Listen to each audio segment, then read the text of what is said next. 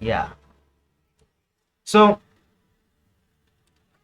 mwalimu wangu mmoja ambaye yeye ana trade profits, huyu mwalimu wangu nishawahi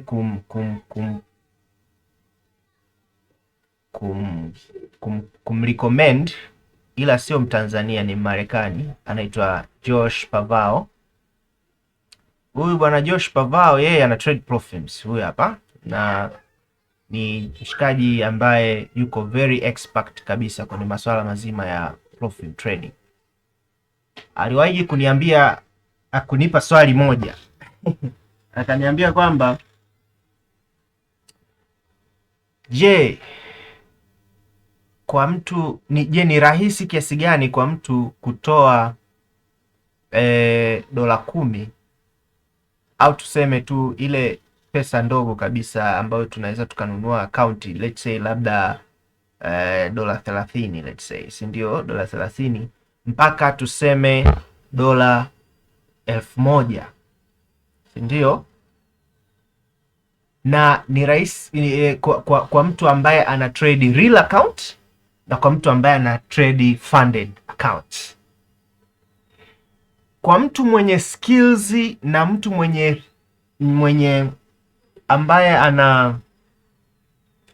anafanya gambling, au mtu ambaye ana system ambayo inamfavor yeye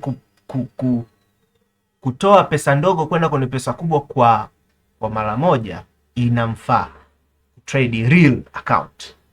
Lakini kwa mtu ambaye namba moja hana skills ambayo anaiamini, si ndio?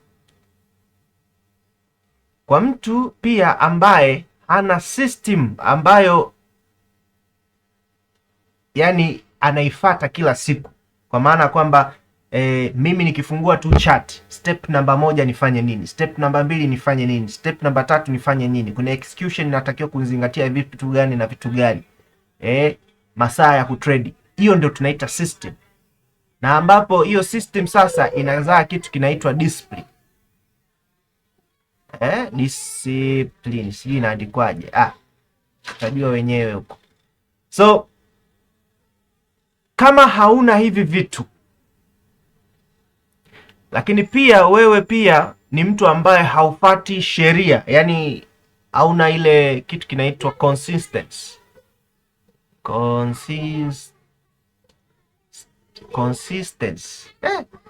Mbona Kiingereza leo kinanipa tabs? Hivyo blaza, tunakuelewa tu. Hata mimi mwenyewe kunaandika kiufupi tu konsi, basi endelea. Sasa kwa mtu ambaye hana hivi vitu au anavyo ila anavifata kwa mashaka, basi huyu inamlazimu trade kwa kutumia funded account ama profit. Kwa nini?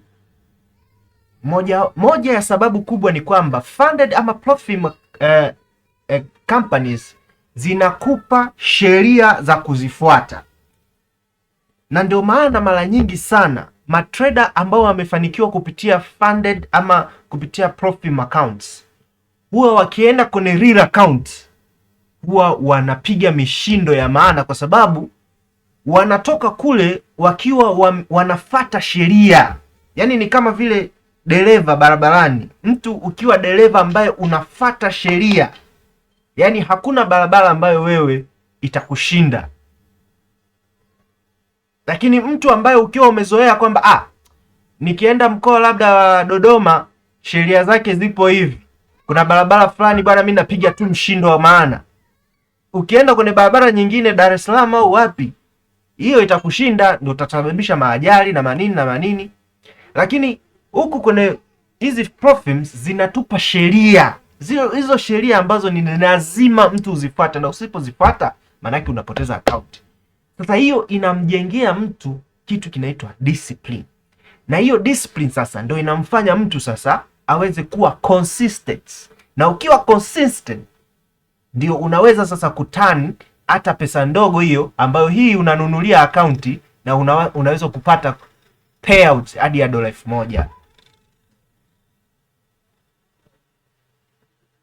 Na ndio maana kuna trader mmoja hapa Bongo pia aliwahi kuwa anajiuliza kwamba sasa ni bora utrade na dola 30,000 au bora uinvest dola 30 kununua account kubwa afu upate payout kubwa.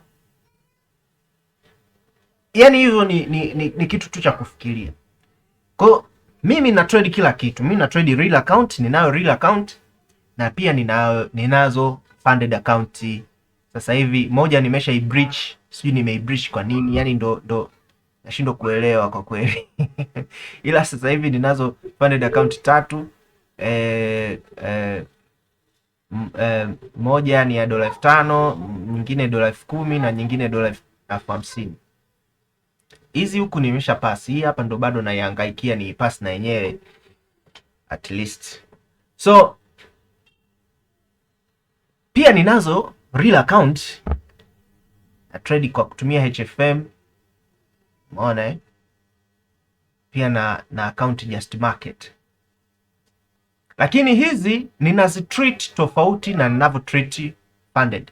Sasa mimi niwape ka idea kangu ambacho mimi nakafanya. Hizi funded account ninazichukulia kama vile nimeajiriwa. Sawa, nimeajiriwa kwenye kampuni fulani ama nimeajiriwa kwenye serikali. Manake huku payout ndio inakuwa kama mshahara wangu. Aba huo mshahara sasa nitaugawa kwenye hizi real account na pia kuendesha mambo yangu mengine, kupay bills. Umeona pia mambo mengine, internet, kila kitu. Bani msosi kama kitu kama hicho. Lakini hizi real account hizi ni kwa ajili ya ndoto zangu mimi. Ninataka kununua gari, ninataka kufanya nini? Huku sasa ndio nina invest, kwa sababu huku nina trade tofauti. Nakuta nikipata entry kali huku nashindilia very well. Yaani unaweza kukuta hata dola 30 inaenda dola 500, dola ngapi, dola 100 ngapi. Unaona Kwa hiyo hizi funded na trade kama vile nimeajiriwa, kwa sababu kule kuna sheria na kanuni ambazo natakiwa kuzifuata. Lakini huku huku ni kula kumbakishia baba. Kwa hiyo wewe kama trader unatakiwa kujitathmini. Mimi ninawashauri, pamoja na kwamba tuna trade profits, pia at least uwe na account ambayo ni real account, ambayo hiyo sasa at least kwa mfano mtu unapokea labda payout ya dola tuseme dola 500, hata dola 500 tu. Unachukua kadola kako 50 unakaweka kwenye real account. Kama unapokea dola 500 kila baada ya wiki mbili, let's say kila baada ya wiki mbili, maana yake dola 50 unachukua ile unaweka kwenye real account. Kule sasa unakuwa unatafuta entry kali, unashindilia mzigo. Ikipotea sawa, tutatafuta tena mshahara unaofuata, tutainvest hivyo. Unakuwa kama betting vile. Lakini si washauri, hiyo ni idea tu nimewapa. Msije mkanifunga. Okay. So hiyo ni moja ya vitu ambavyo unatakiwa kuvifikiria sana. Sasa kwenye profits hizi kama ilivyo kwamba tunanunua mtaji mkubwa kwa pesa ndogo, lakini jua kabisa, kwa watu wageni, jua kabisa mtaji ambao unanunulia hiyo account sio ndo hela ambao umepewa wewe kutradia. Sio hela uliopewa kutradia.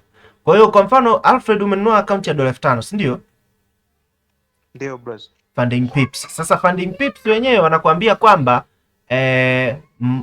kuna sheria ambazo hizi ni za muhimu. Sasa sheria ya muhimu ambayo ya kwanza kabisa unaambiwa kwamba kuna maximum loss.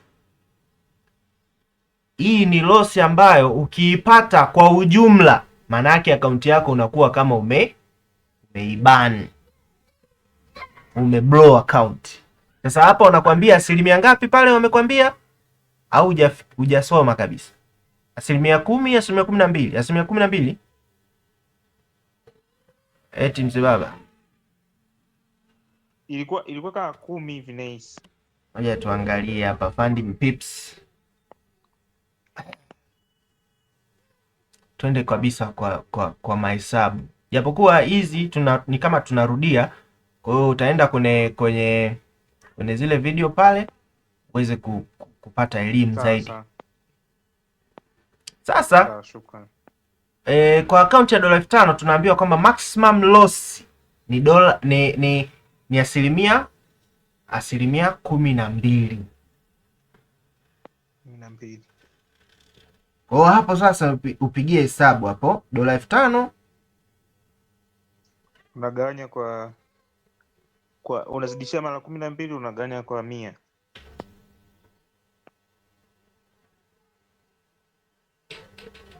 Ehe, inakuwa shilingi ngapi hapo? Inakuwa kiasi gani?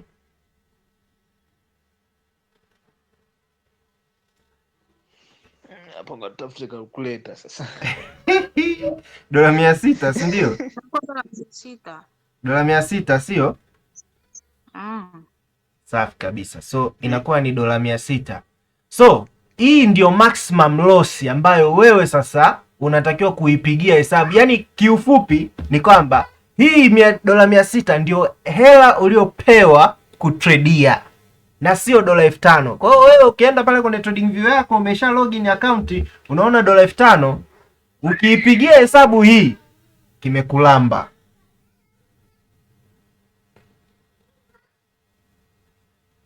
Unatakiwa kuipigia hesabu hii ambayo ndo asilimia 12. Hii ndio pesa uliopewa. Manake ukipoteza hii pesa, manake umepoteza na akaunti yako yote.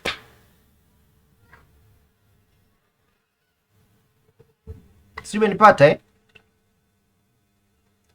Ndio.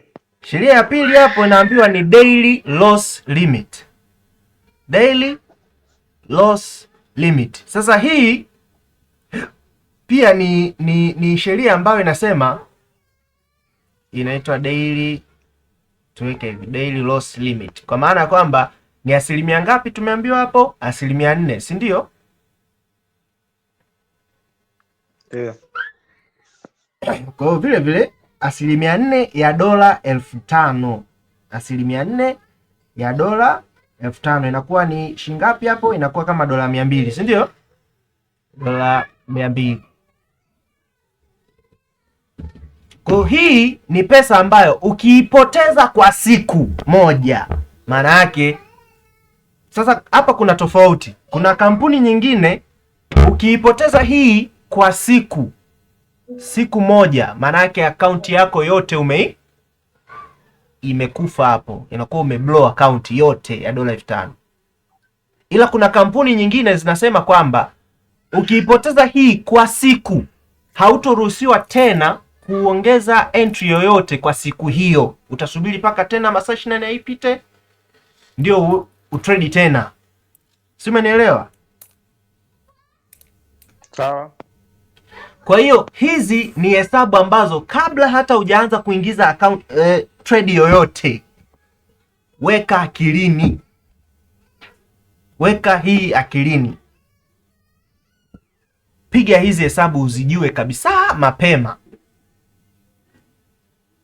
Uzijue mapema kabisa.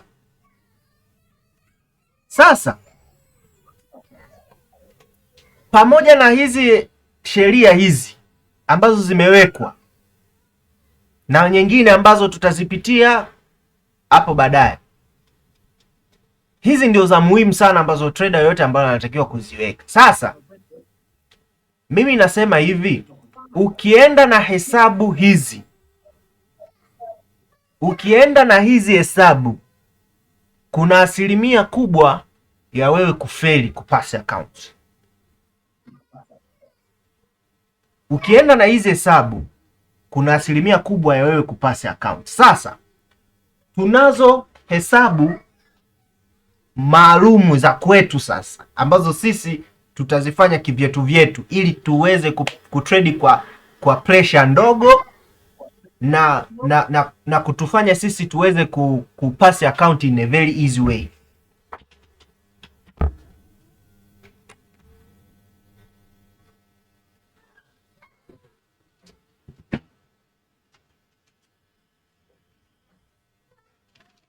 Sasa hizo hesabu zikoje sasa, no? Ndio tuziangalia.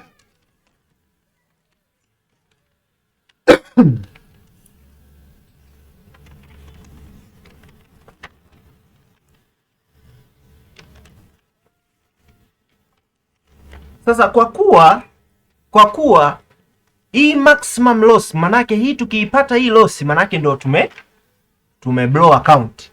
Sasa sisi tunatakiwa sasa tuichukue hii hela hapa, ndio tuipigie hesabu sasa, kwamba hii ndio hela tulionayo kwenye akaunti, hii ndio tunatakiwa tuipigie hesabu. Hii ndio tunatakiwa tuipigie hesabu. Sasa iko hivi, tunaanza na maximum loss kwa sababu hiyo ndio hela ambayo tunatakiwa tuichukue tuipigie hesabu. Tutachukua hiyo 12%. Sasa tunatofautiana kwa kampuni nyingine. Kampuni nyingine ni 10%, kampuni nyingine 8%. Kwa hiyo wewe ambao tupo humu ndani, tuna kampuni tofauti tofauti kwenye akaunti tofauti tofauti, please pigieni hesabu hizo nini kwa kulingana na kampuni ambayo unatumia.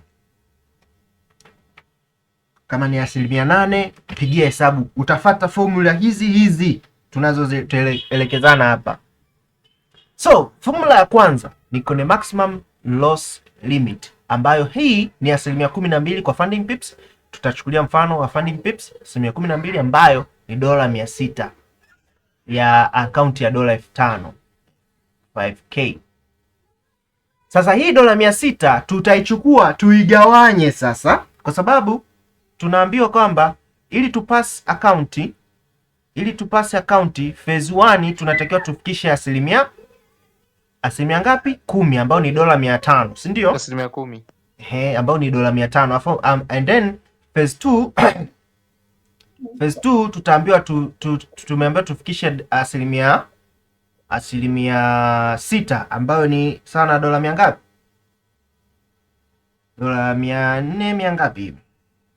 Dola 300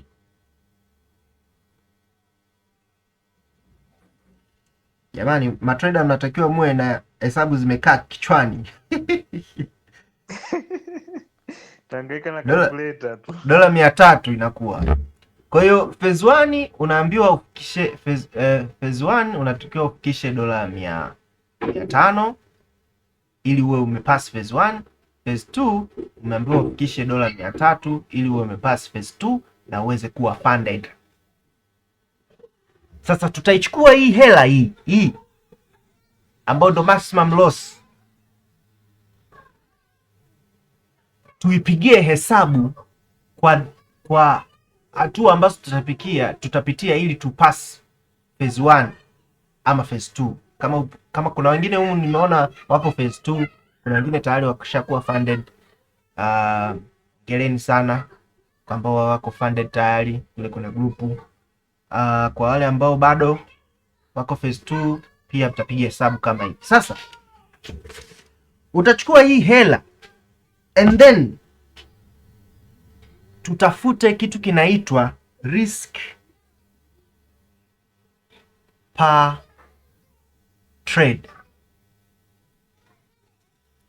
yaani kiasi gani cha pesa ambacho yani uko tayari kukilose kwa trade moja. Sasa ili upate hii hela utachukua hii maximum loss limit ambayo ndio hii $600, ugawanye kwa the number of trades ambazo unataka kutrade mpaka ufikie $500. Sasa hapa ni wewe sasa. Let's say labda unataka kupass ndani ya trade 20 labda, ama ndani ya trade 10, ama ndani ya trade 30. Ni wewe sasa. So let's say labda tunataka tupass hii phase 1 kwa trades 10 labda, kwa trades 10. Kwa hiyo tutachukua $600. Meli samani, unaweza ukazima maiki Meli Queen? Tuzime mic alafu kama utakuwa na swali ndo unawasha. Nauliza.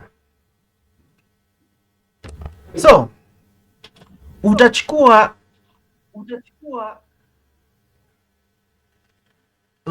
ile inaitwa nini, dola 600 ambayo ndo maximum loss limit, and then utagawanya na number of trades, ambayo number of trades, let's say tunataka tu pass kwa dola kwa trades 10, labda ni trades mara 10 ili tuweze kupass phase 1. Kwa hiyo labda utachukua hapa, utaweka namba 10. Kwa hiyo maana yake sasa, katika kila trade utakayoiweka utariski kiasi gani? Dola 60. Kwa hiyo dola 60 hiyo ndio amount ambayo unairiski kwa trade moja. Kwa hiyo wewe utaangalia, utaweka kama 20 hapa, utadivide kwa 20. Maana yake itakuwa ni dola 30, si ndio? Itakuwa ni dola 30. Kama utaweka ngapi hapo, labda trades 30 wewe sasa. Kwa hiyo wewe utaangalia uwezo wako sasa. Mimi nataka ni trade labda trades labda 20 ama 30 ama 50 whatever, ili kuweza kupass phase 1 ama phase 2. Kwa utaweka number of trades hapo ili kupata riski trade. Sasa elewa kitu kimoja, hii riski per trade maana yake ni riski kwa kila position.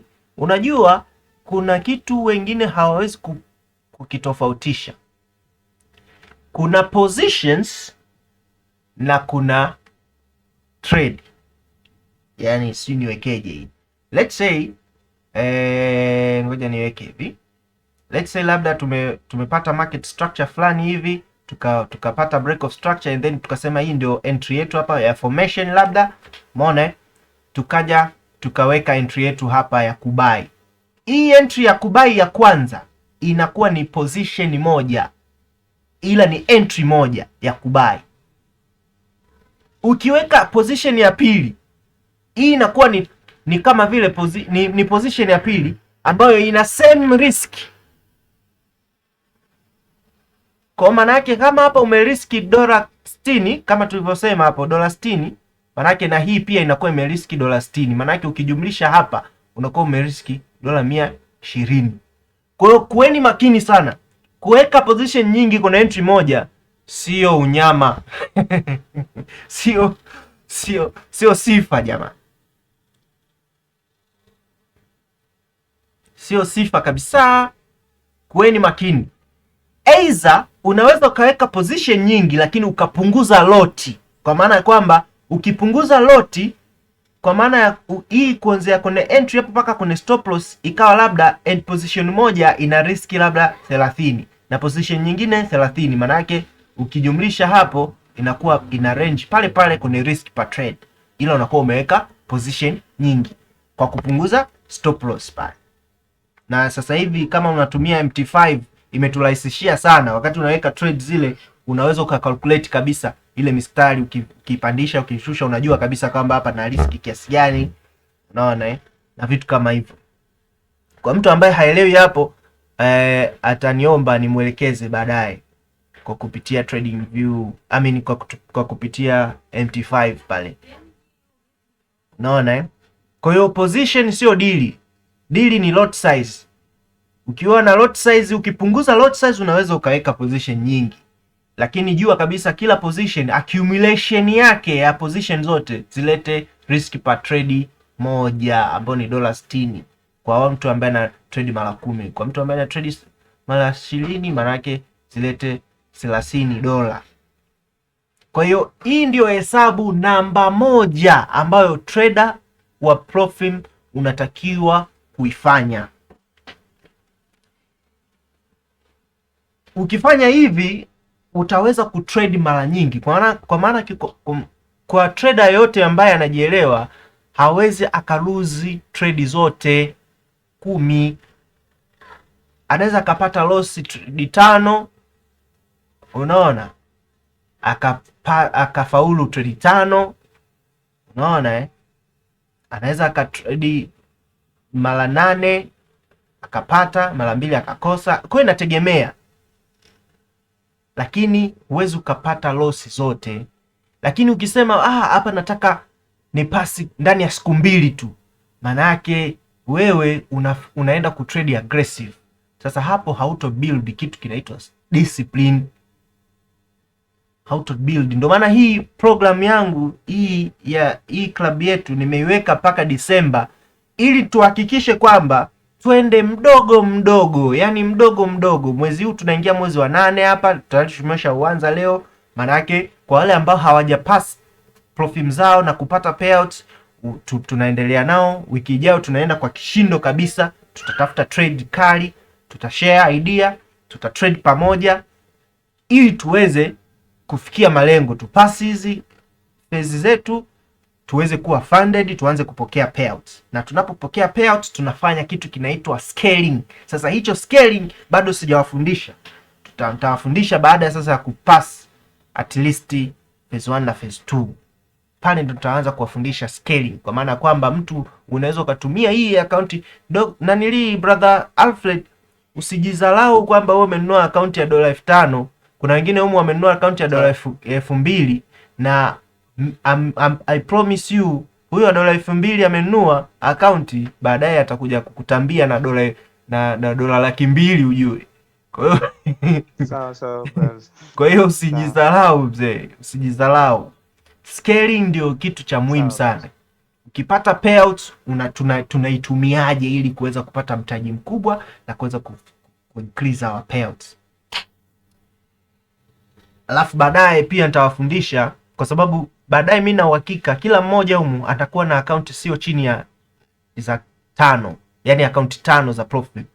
Sasa nitawafundisha namna ya kulink hizi account zote pamoja, ukazitrade kwenye account moja. Maana yake kuna ile mtu unakuwa unaingiza entry kwenye account hii, tena unaenda una login account nyingine, unaingiza entry tena una login account nyingine, unaingiza entry, hiyo itakusumbua sana. Kwa hiyo utalink account zote, and then ukiingiza entry kwenye account moja zinajikopi kwenye account zote, Kwa hiyo nitawafundisha baadaye. Zipo softwares ambazo unaweza ukafanya hivyo hata kwenye funding pips. Kama una account za funding pips peke yake, unaweza kuzilink pamoja. Tutaelekezana hayo mambo. Hiyo itasaidia sana ili unakuta hauhangaiki. So hii ndio hesabu namba 1 ambayo unatakiwa kuifanya. Hapa tume calculate riski per trade. Trade moja tuna riski kiasi gani? Na ukisha riski hii ukapoteza hii, usiingize entry nyingine. Calm, tulia, subiri. Kama ni siku itakayofuata ukipata entry nyingine ndio unaweka trade. Lakini ukipata eti useme revenge, utajikuta unapoteza account kwa emotion zako tu. Kwa ukipoteza hii $60, wala usiwaze, wala usitulie, kwa sababu tayari bado una $600 za kuifanyia kazi. Kwa hiyo ni kitu cha msingi sana ambacho tunatakiwa tukifanyie kazi. Jamani, mnisamee pia hapa niko nyumbani leo, huku na nanilii kuna madogo huko wanapiga makelele, kwa hiyo mnisamee kidogo.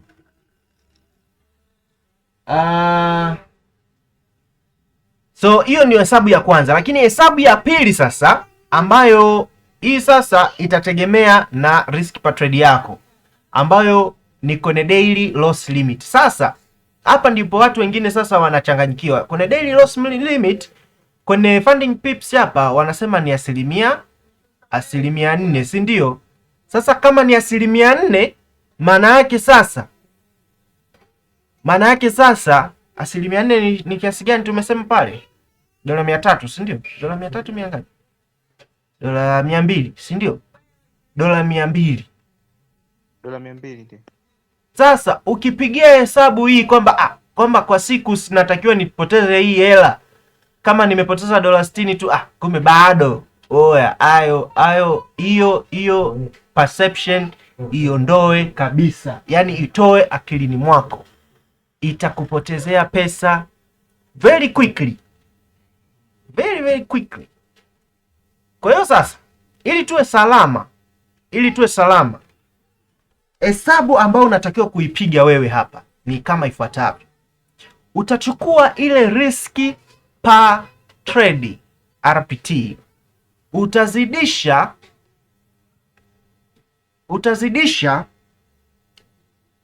kwa number of trade ambazo wewe unataka kuchukua kwa siku, moja, kwa siku, yani ndio maana tunasema daily, kwa siku moja. Kwa kama unataka kutrade mara moja tu kwa siku, manake utachukua ile RPT yako ambayo umeipata huku, ambayo ni $60, utazidisha kwa moja, ndio hiyo daily loss limit. Kama utatrade mara mbili, manake utazidisha tena, utazidisha. Sio, umeelewa? Kwa hii ndio formula. Kwa utazidisha kwa the number of trade per day. Sasa hii nayo huwa inasumbua sana, kwa sababu kama wewe umepanga kutrade entry chache ili kupass profits, itakulazimu wewe kwa siku uincrease riski. Lakini kama una trade mara nyingi, maana yake haitokusumbua sana. Kwa mtu ambaye anaweka labda entry 20 ili aweze kupass kabisa, kwa mtu anayeweka labda mimi nataka ni trade entry 30 ili niweze kupasi, hiyo haitomsumbua sana. Ila kwa mtu ambaye amejiwekea entry chache ili kuweza kupasi, itamsumbua. Kwa sababu kwa mfano kama huyu akisema mimi naweka entry 2 kwa siku, maana yake atazidisha hii 60 mara 2, maana yake tayari hapo imeshafika $220. Hapo umebakiza kiasi gani tu? Kama dola ngapi? 80 kuweza 80 kuvunja kabisa hiyo mkataba. Inakuwa ni hatari kwa afya hii.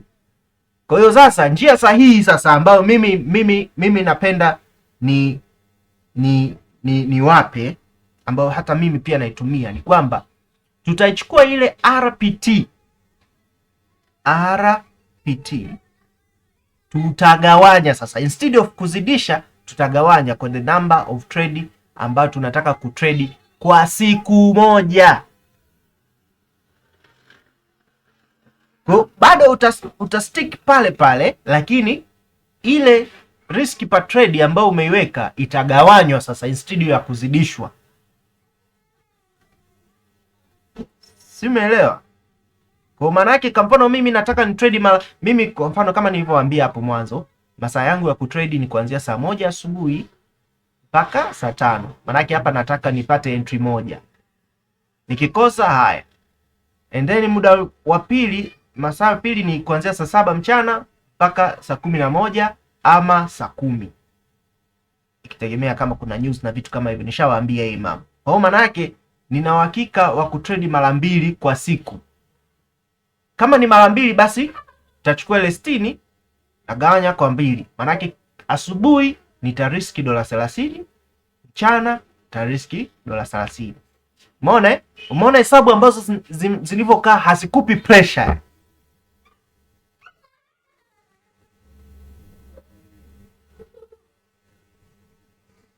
Jamani, tuko pamoja humu ndani? Tupo. Ehe. Kwa hii ndio hesabu ya kwanza na ya muhimu kabisa kuifanya. Sasa kuna kitu kingine ambacho nadhani hata kuna vile video sijui kama nimekiongelea. Hapa tunaongelea masuala ya riski tu. Reward imekaaje?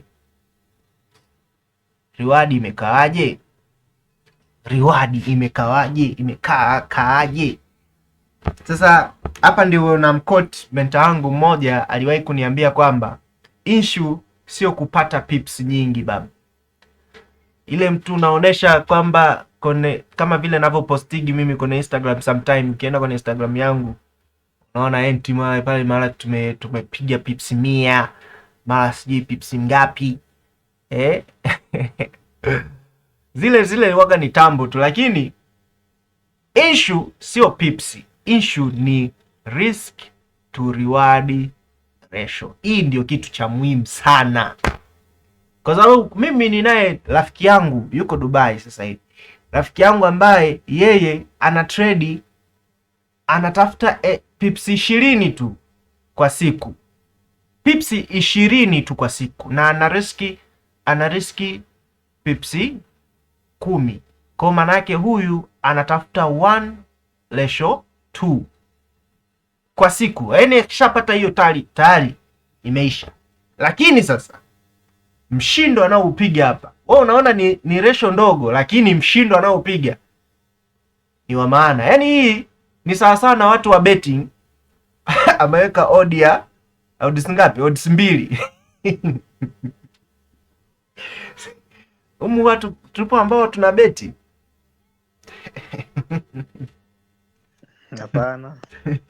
Hamna watu wanao beti humu Hapana.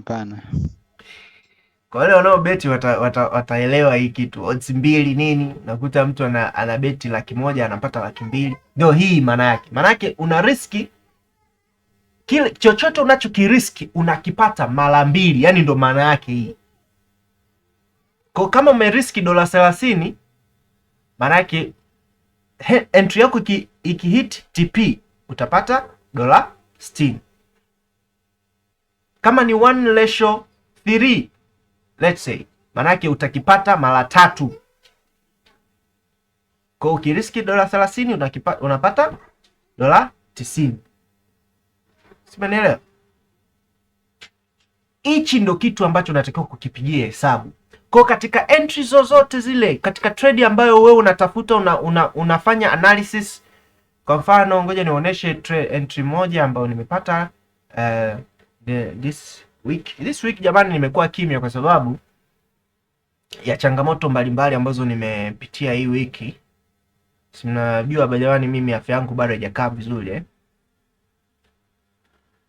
Kwa hiyo ndio maana nimesema wiki hii nakuja kwa nguvu zote, kwa sababu najiamini, kwa sababu nimekaa sawa.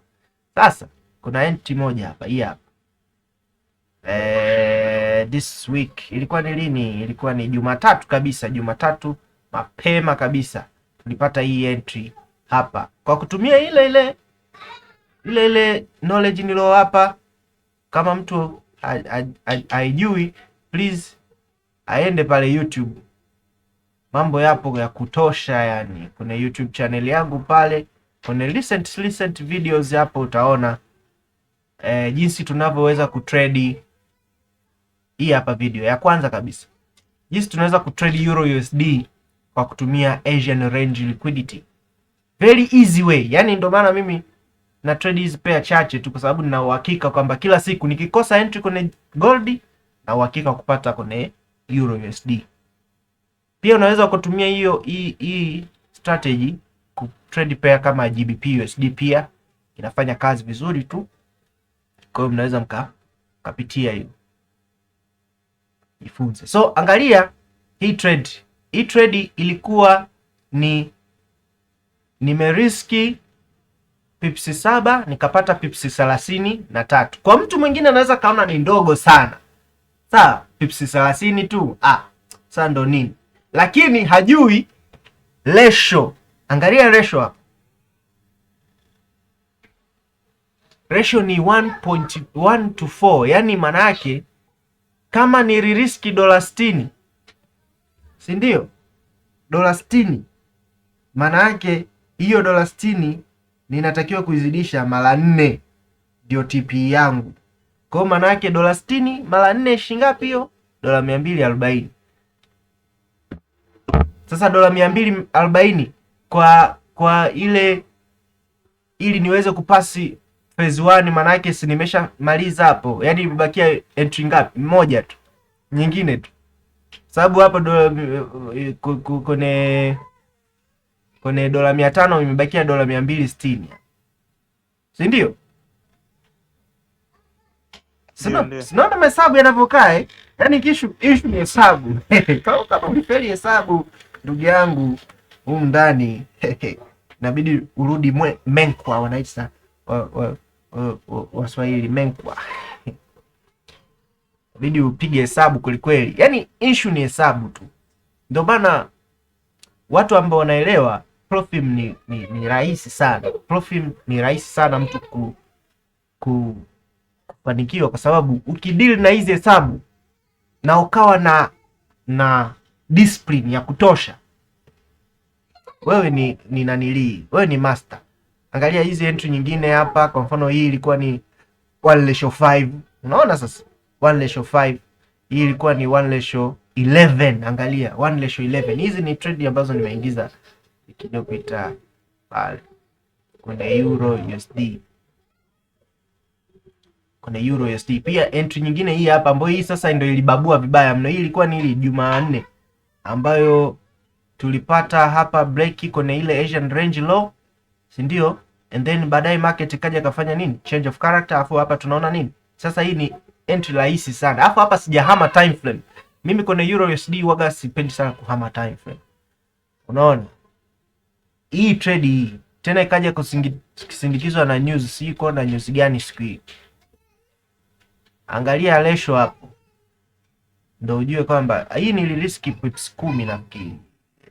Pips 10 ilikuwa sehemu gani? Kwenye hii low hapa, kwenye hii high hapa, pips 13. And then take profit hii hapa.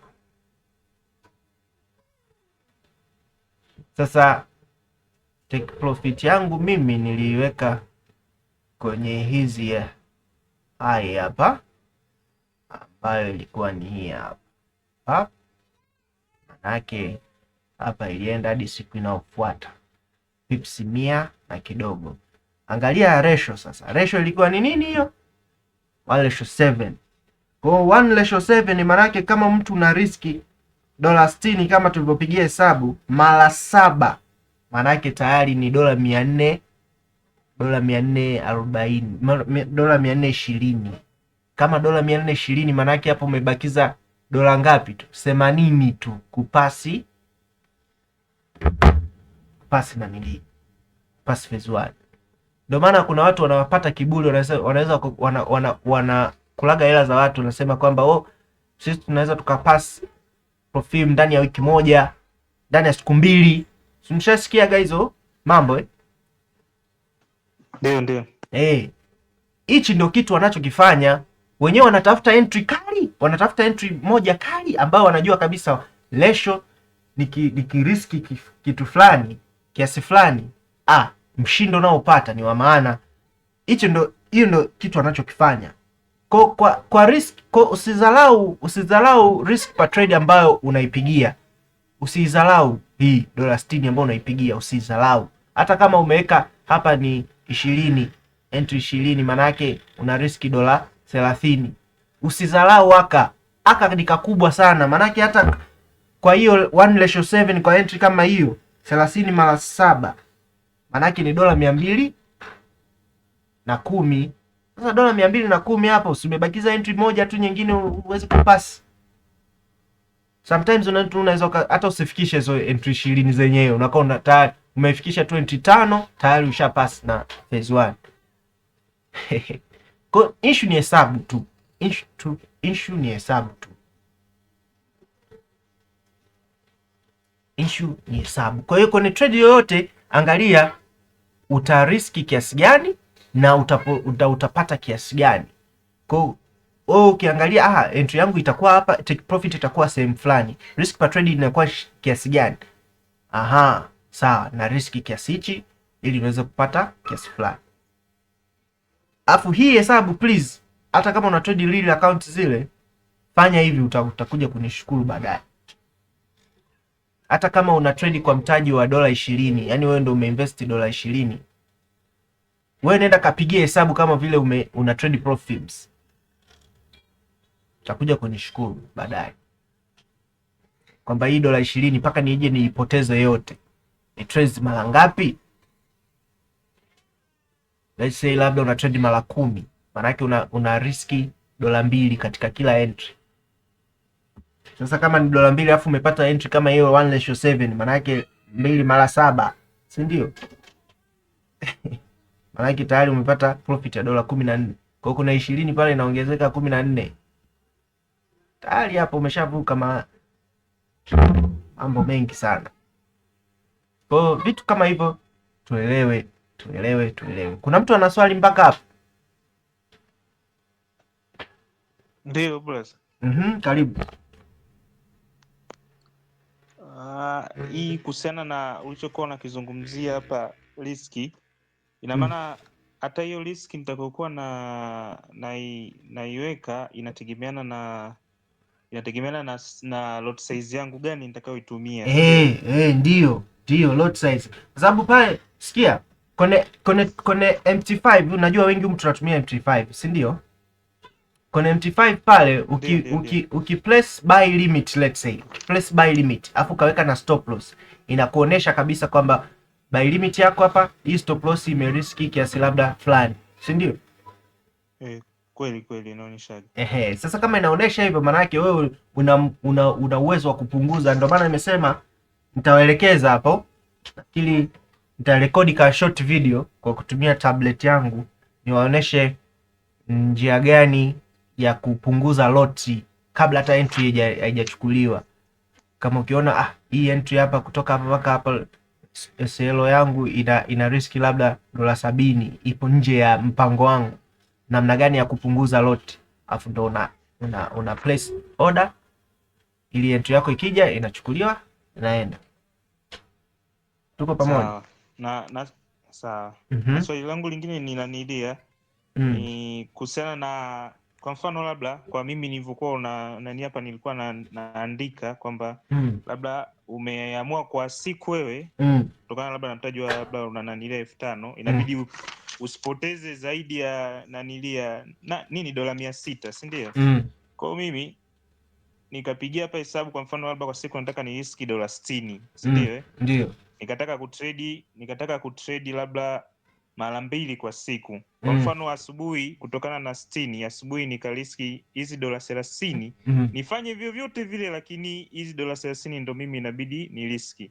Je, kwa hizi $30 hata kama nikisema nisitrade pair fulani, je, naweza nikaenda kwenye pair labda kwenye pair nyingine nikasema katika $30 trade ya kwanza nimeona entry nzuri ni riski $10 na hapa ni riski $10. Zikishafika hizi $30 mimi naachana nazo, hata kama nikipata position nyingine pia na mchana labda nikitaka kutrade na zenyewe ni riski hizo $30, kwamba bwana nitaweza nikipata entry 2 nyingine nikaona nzuri nikariski labda $20, nyingine nikariski $10, mradi isivuke $30, si ndio? Yeah. Kwa maana kwamba anakuwa nimefanyaje, nimeimaliza hiyo kwa siku. Sasa hapo ndo itategemea nimepata au nimekosa, lakini hizi dola zangu 60 ambazo nilizotegemea kuriski kwa leo ndo hizo, si na yenyewe inaweza ikawa ni sahihi kabisa. Yani hapo tena unakuwa umefanya unyama kabisa, yani ni sahihi kabisa, kwa sababu sometimes pia unaweza ukaona opportunity sehemu nyingi. Mimi hapa nina trade pair 2 tu, lakini hii ni nanili, hii ni main, tuseme nini main list ya tuseme, ila hapa ukija kwenye nanili ninao list nyingine ambao kuna nimeongeza pair hapo, kuna GBP USD, kuna GBP JPY. Kwa maana yake naweza nikaja huko kwenye list nyingine nikakuta entry labda kali kwenye GBP USD labda au GBP JPY. Sasa unaona entry huku na huku, unasema hizi zote siwezi kuziacha. Basi wewe unafanya tu mafake hapo, unafanya hesabu tu kwamba kuna ile $30 labda napiga huku 15 na huku 15, basi sawa brother. Na kwenye kufungua labda position, kwa mfano nimefungua hizo position ni 3 labda kwenye trade moja ili niweze kuriski $30. Kwa mfano target yangu nikajua kabisa first TP yangu uhakika huenda ikafika hapa, lakini pia hii trade kutokana na vigezo ambavyo vimetokea inawezekana ikafika mpaka juu zaidi. Kwa ushauri wako wewe ungependa labda au unanishauri labda either nifunge baadhi ya position labda 2 niache moja inaendelea, lakini pia hapo sijajua ipoje, lakini sijajua kama kuna sheria ambayo labda kwa siku inabidi usizidishe mtaji kiasi fulani. Sijui kama ipo au haipo. Usizidishe na nili trading, yani I mean usizidishe profit kiasi. Sasa hizo ni kwenye baada ya kuwa funded.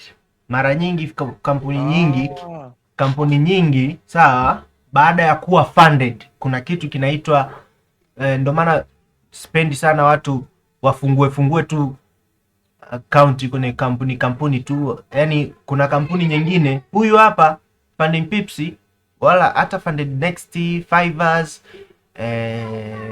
Hola Prime sidhani kama naye hivyo anafanya hivyo, na nani huyu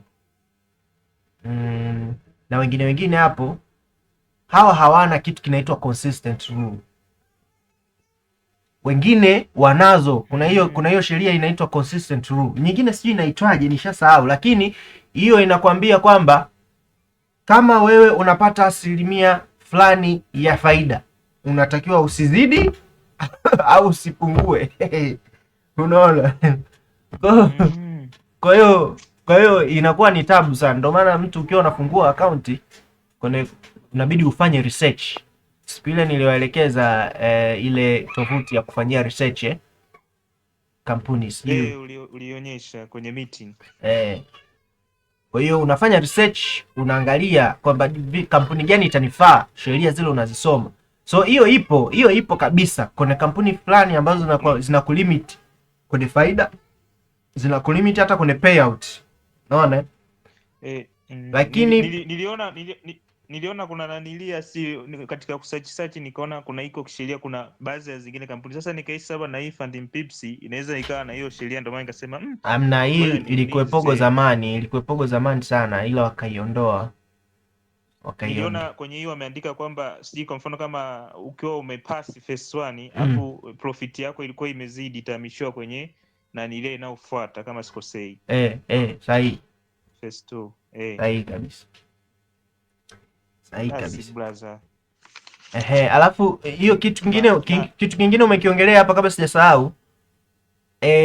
Kuna ile sheria, nafikiri kuna mshikaji mmoja huko nafikiri hajajoin sijui. Kuna ile sheria kwamba umeweka entry yako hapa, si ndio? Ukaweka labda position ya kwanza, hauruhusiwi kuweka position nyingine mpaka dakika sijui moja, sijui dakika ngapi, sijui dakika 3, sijui wengine sijui ni sekunde ngapi, hauruhusiwi kuweka position nyingine mpaka zipite dakika kadhaa. Ndio maana mimi nashauri sana mtu, yani bora tu kama entry moja unaweka position moja unatulia.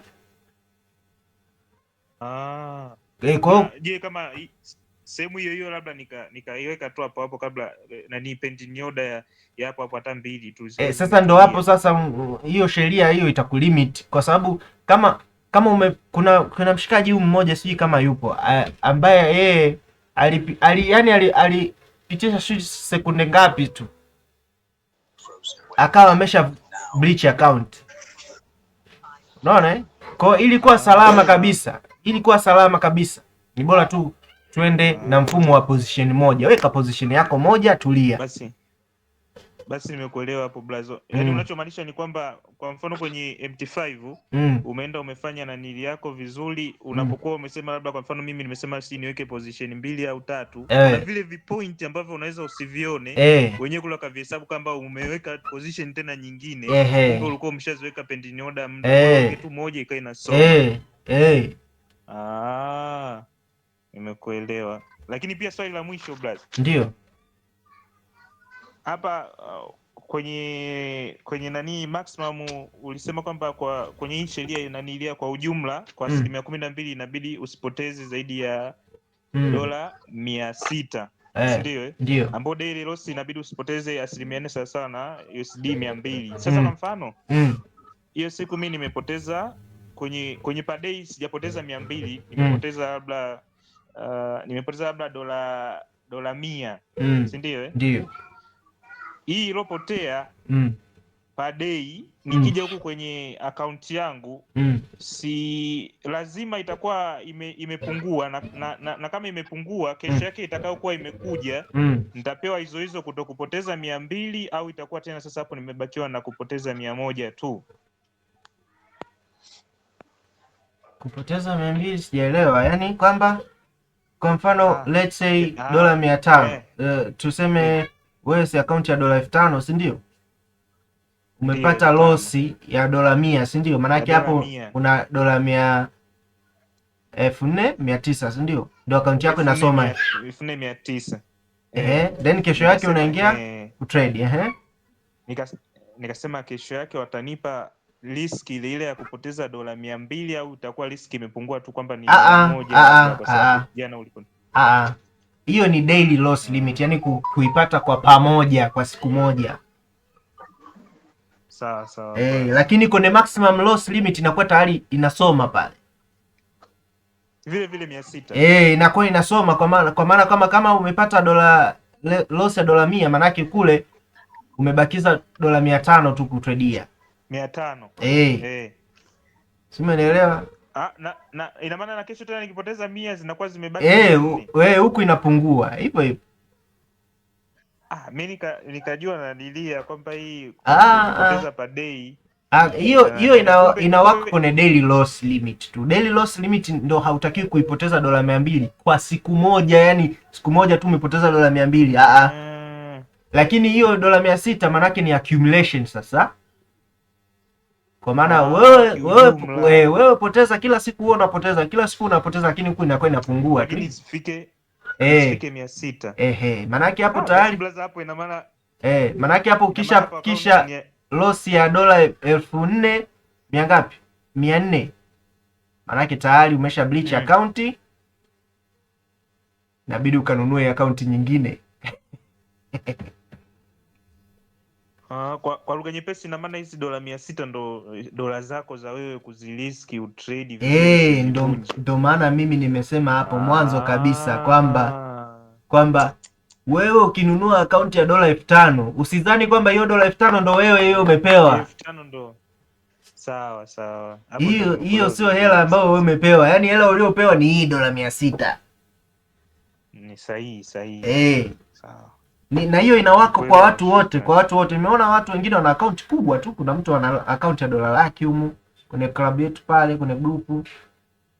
Kuna mwingine ana account ya $200,000.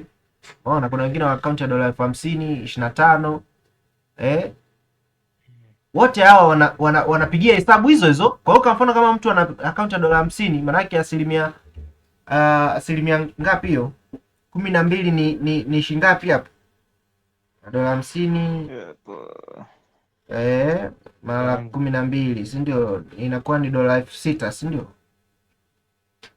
$6,000 maana yake wewe hiyo $6,000 ndio uliopewa wewe kufanyia kazi. Nimekuelewa vizuri kabisa clearly.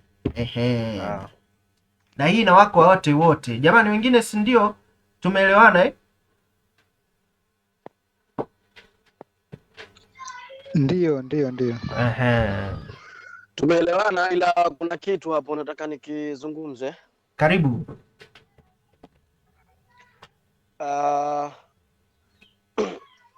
Kuna issue ya ile kesi ya position. Ndio. Kwanza tutakiwa tufahamu malengo ya hizi profim. Wengi wetu kama wanafunzi tunazitafuta kwa ajili ya kujiandaa, kuwa na discipline na uwezo wa kuchukua ile account. Lakini wanaotoa profim lengo lao ni kufeli, kwa sababu ikiwa mtu atapasi kwa wao ni hasara, lakini ukifeli kwa wao nitakiwa utengeneze faida. Kwa hiyo ikiwa mtu utakuwa una tamaa ya kuona entry leo hapa mimi napasi account, hicho kitu kikienda against, machungu yake ni kupoteza account, kwa sababu wanafunzi hupoteza account kwa overtraded. Yani umechukua trade ambayo hukutegemea. Yani umeweka position moja, lakini ukasema acha niongeze position ya pili, wakati sheria ya kuongeza position kuna kitu kinaitwa scaling in. Scaling in, price imetengeneza structure, umevunja, utarudi ikija kwenye area of liquidity, uta scaling in. Lakini ukisema nataka niweke position sehemu mbili, tayari unapotea. Na kitu kimoja kinaumiza kwa wanafunzi ambao hawezi kunini, holding kwa mwanafunzi ni mbaya. Ikiwa trade yako una uwezo wa kuchukua 1:3, maana yake mimi 1% ya account yangu na ni $20. Mimi nikitengeneza 1:3 kwa mwanafunzi ni salama kufunga hiyo trade kwa ajili ya mentality kulikoni kusubiria ikenda ikashuka. ataanza kuwa bored. Pengine trade ilifika mpaka 1:5, umepata pengine umeweka $20, umeriski 20, umepata 100, target wataka upate 150, price itarudi mpaka 70 au 60. Pengine imekuja tu kuchukua labda liquidity, utaanza kuchachawa, unafunga trade, uogopa hapa itakuja nitoa moja kwa moja, then price inarudi kule kule. Nini, psychologically unakuwa affected. Kweli kabisa. Tayari. Kwa hiyo ikiwa sheria umejiwekea 1:3, si mtu wa kuhold, ni mwanafunzi, usihold, kwa sababu 1% kwenye biashara yoyote ambayo utaitengeneza wewe ni very profitable, kwa sababu watu wengi wanataka mimi nime risk $20. $20 ni 1% mfano ya $2,000. Ukatengeneza $40. We bado, wakati mimi nataka nifike 1 ngapi? Sahihi. Ukipata 1:3 maana yake wewe hata ukipoteza na trade wewe ni profitable. Hicho kitu Brown ni mfano halisi atasema. Kweli kabisa. 1:3 ukitengeneza faida ya 100% kwenye hii account, maana yake mimi nina $200,000, nikipata 2,020 tayari hapo, maana yake mimi account yangu imekuwa kwa 100%. Watakiwa utengeneze 10%. Ukipata hizo trade 10 kwa mwanafunzi wewe, uko mbali sana. Lengo sikupase account within 1 week. Lengo sikupase account within 1 trade. Lengo la hizi profit na trading wenyewe wanasema surviving. How long will it take with your account? Kabisa. Utachukua muda gani mambo ya kupasi nini? Ukishakuwa disciplined, kupasi ni kitu kimoja, entry zipo siku zote. Haya ni matokeo ya shatufanya makosa, hatakiwi turejee makosa. Kweli kabisa. Ndio mtu atakuja hapa anakuja kulalamika, mie account yangu entry mlizonipa nimetolewa. Kumbe alikuwa na milosi ambayo si ya msingi. Ali overtraded. Ikiwa watakiwa uriski $120 kwa siku, kwa nini utrade pair zaidi ya 5 kama huna uwezo wa kujenga? Sahihi kabisa. Wewe unataka kila sehemu uweke entry. Kule unaweka 1%. Umechukua pair 3, umeriski kila pase 30%. Mwanafunzi huna pressure. Sahihi kabisa. Huna uhakika wa kurejesha na pressure tayari. Njia salama ya kupasi, sheria wenyewe wao watu wa trading, kama mnasikiliza watu wa stock market wale England, kile kibabu kama watu wanaoangalia cha Uingereza kile, uwe na plan. Ikiwa mimi nataka nitengeneze $100 kwa siku, umefika umetengeneza $100, ikitokea ziada it's okay. Hujapata, funga tablet, muda umefika saa 5, funga. Sahihi kabisa. Tablet. Nimepoteza 1% ya trade, hata kama kuna better trade, hata kama kuna trade nzuri kiasi gani kwenye EURUSD, kuna nini kwa mwanafunzi ambaye unajijenga discipline, unaheshimu sheria, funga tablet, kafanya mambo mengine. Usiwe kama nini nyingine, klasi nyingine, kuwa unashika screen kutoka asubuhi mpaka usiku. We muda wote kwenye toka, nenda kafanye kazi, jijenge kifinancially. Mwanafunzi hatajiriki kwa trading. Ukweli wa trading ni kujijenga ndani ya mwaka mmoja, wa pili, wa tatu. Ukitoka hapo wewe utakuwa umetengeneza edge. Jamani, hivi vitu watu watakuwa wajue. Mtu anatoka tu huko anasikiliza maneno ya kwenye mtandao, anakuja anakwenda msikiliza menta mtaji wake $1,000. Ni kweli kabisa. $10 umedeposit $10, mtaji wa 1,000, 1:1 ni $1,000. Profit hailingani na wewe ulie kwenda kwenye 1:1 ya $20. 1:1 $10 ni $10, na huwezi ukawa na mtaji wa $10 yani ukitaka upate tena 10 wewe una gamble. Ni kweli. Sheria popote utakapokwenda, 10% ya mtaji wako ndio utakayo, 1% ya mtaji wako. Kwa hiyo tunaangalia mkubwa wa mtaji ndio unavyopata, na ndio ikaja hapa tunapata utofauti wa mtu kutrade real account na kutrade profit. Profit unakupa wasa wa kuwa na ile large number of your risk. Mfano mimi nikichukua $10 ambayo na deposit kwenye Hola Prime account ya mwanzo, wananipa $200, $200 na riziki $20, lakini $10 natakiwa ndio riziki 0 point. Jamani, hiyo ndio risk management. Kweli kabisa. $10, ukiwa na $10 hutakiwi kuriski hata $1. Wewe watakuwa ifanye sent account. Ni kweli, wafanye sent account. Kwa sababu ukichukua $10 ukideposit kwa Exness hafungui position ya zaidi ya $5. Sahihi. Lakini ndilo $9 ukaenda ukitia kwenye Hola Prime anakupa uwanja, unafungua account nini position ya $20, unataka nini? $20 haitoshi. Wakati si yako. Sasa jamani, licha ya kuwa huko kwenye mitandao kuna mambo mengi. Huko mtandao mambo ni mengi sana. Watu wanajazwa ujinga mwingi. Lakini at the end uhalisia utabaki pale pale. Watakiwa uende kidogo. Bwana huyu kidogo uende. Mshikaji kaongea kitu cha msingi sana. Cha msingi sana jamani tu. Sahihi. Inabidi tukizingatie wote. Kila siku utakuwa tunanunua account. Yaani mistake ndogo, makosa madogo. Tamaa jamani. Hivi vitu ikiwa huna discipline sokoni, wewe siku zote utakuja kumlaumu menta hapa. Nini? Sokoni. Sasa niwaambie, yani soko lilivyo, yani ile soko ni trap, it is trap. Wanasema. Leo kuna entry nzuri sokoni, hatuwezi. Kuna mfano tuliouelezea juzi, kwa ukiangalia zile session utaona, ukiona tu Tokyo imetengeneza entry nzuri nini, basi London atakuja tufanyia manyago. Leo ukatakuja ikiwa Jumatatu nzuri, Jumanne itakuwa mbovu, Jumatano itakuwa nini. Kweli kabisa. Don't chase the market, react to the market. Yani ikitokezea nafasi tunachukua trade. Haikitokezea sio unakuja unalalamika kwenye group, mie hivi mie nini. Trading itakushinda hii, na siku zote itakuwa wewe ndio ukipoteza pesa kama mimi nitaibiwa. Kweli kabisa. Aisee, ndugu zangu, mmemwelewa ndugu yetu hapa? Tuelewa sana, amesema madini mazuri sana. Yani hicho kitu ni cha msingi sana jamani, tuwekeni akilini. Kiweka akilini hivyo nafikiri tutafika mbali sana, tutafika mbali mno. So hivyo ndivyo vitu ambavyo nimeona leo tushare kidogo kwa wale watu wana wageni. Tufanye hiyo kitu. Sasa leo ni Jumamosi. Kesho Jumapili tutakuwa na session sasa na wote.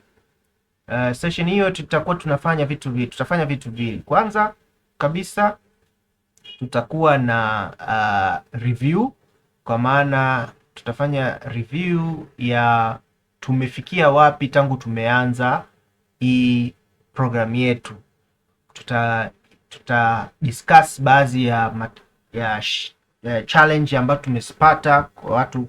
Kama mtu umepata challenge fulani kwa mtu ambaye yuko kwenye drawdown, jamani, nimeshasema kwamba kwa mtu yoyote ambaye yupo kwenye hii klabu, usiwe muoga na usijifanye wewe ni unajificha. Kama upo kwenye drawdown, kama upo kwenye account inahemelea mipira, sema tukushauri ufanye nini. Sawa Kwa hiyo kwa mtu yoyote ambaye tayari labda account yake ipo kwenye $4,000 labda 600 labda let's say, au $4,700 huko, kwa mtu mwenye account ya $5,000, manake huyu abakiza kama $100 ngapi tu hawezi kublow account. Sasa huyu tutamshauri kwamba kwa kutokana na situation ya account yako sasa hivi fanya kitu hichi, riski hivi, tutamkalkuletia pale kitu kiasi gani cha kuriski ili asiweze kupoteza account yake kwa haraka na akaweza kuirecover account yake na kuweza kutafuta zile asilimia za kupasi. Kwa hiyo tutafanya review, lakini namba 2 tutafanya market analysis kwa ajili ya wiki inayofuata. Tutaangalia baadhi ya masoko tuone tuta trade vipi. Tutaangalia zile long tutaangalia zile trade ambazo tutachukua kwa muda mrefu. Tutaangalia pia na trade ambazo tutafanya scalping, kwamba tutaangalia point kadhaa ambazo market ikireact hapa tukapata confirmation fulani, tutabuy ama tutasell. Kwa tutafanya hiyo analysis. Kwa hiyo kesho please tuwe makini, tuwe tayari. Majira ya jioni saa 4 usiku tutakuwa na hiyo session. Tuko pamoja